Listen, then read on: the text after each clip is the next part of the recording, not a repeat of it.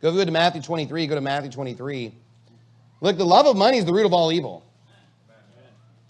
I don't know if I have to tell you this one. Jews like money. I mean, they were thrown out of so many countries for clipping coins. Now, I don't know if you know what that means, but it's literally, money used to be real back in way before we were, kids and stuff. Before anybody was alive, money used to be real. It wasn't just monopoly money. And so money was like a gold coin or was like a silver coin. It actually had a tangible value associated with it. And so what the Jews would do is they would come and just kind of shave some of that gold off of that coin. And then they would just give it to somebody else. It's the unjust weights that we see mentioned constantly in the Bible. But here's the thing. When you shave a little bit off of hundreds and hundreds of coins, then you melt it down and then you get a new coin out of it. So instead of actually going and having an honest job or honest day's labor, what they do is they just clip coins.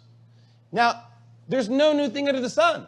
Today, they become even more crafty. They don't have to do that. It's called inflation.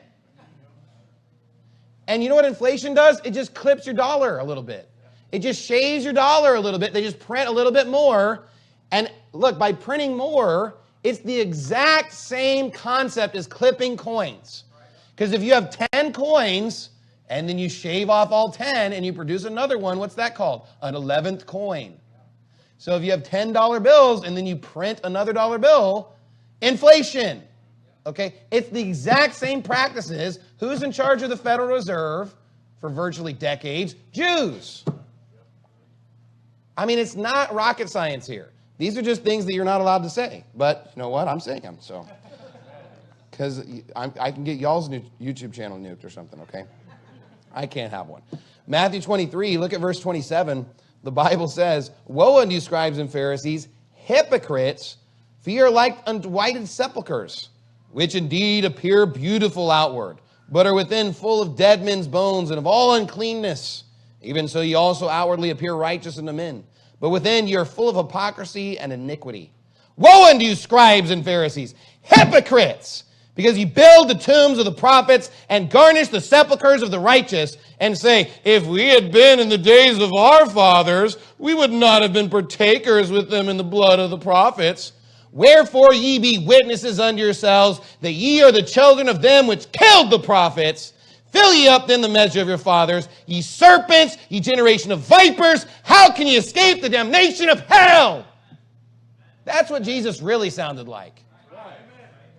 Not this long-haired hippie going around feeding homeless people. No. He was ripping on Jews. He was ripping on Jews so much they tried to kill him every chance they got. They were constantly leading him out on the edge, trying to throw him off cliffs. They were trying to constantly pay money and bribes to try and get people to deceive him. He had to constantly hide himself. He had to walk through the byways just to go to the Red Hot Preaching Conference. To go to the festival. He couldn't even show up in a normal manner. He couldn't tell people where he's going. Airbnb canceled him. Every single, it started that way. In Bethlehem, no one would take him in. And it ended that way. No one would take him in. They hated him because he was preaching the truth. Say, be like Jesus. Okay, well, I should get a lot of Jews mad at me then. Well, no Jews hate me. It doesn't sound like you're like Jesus. Because they still hate Jesus. That's what Sarah Silverman said. She said she would kill him again. Wicked, evil person.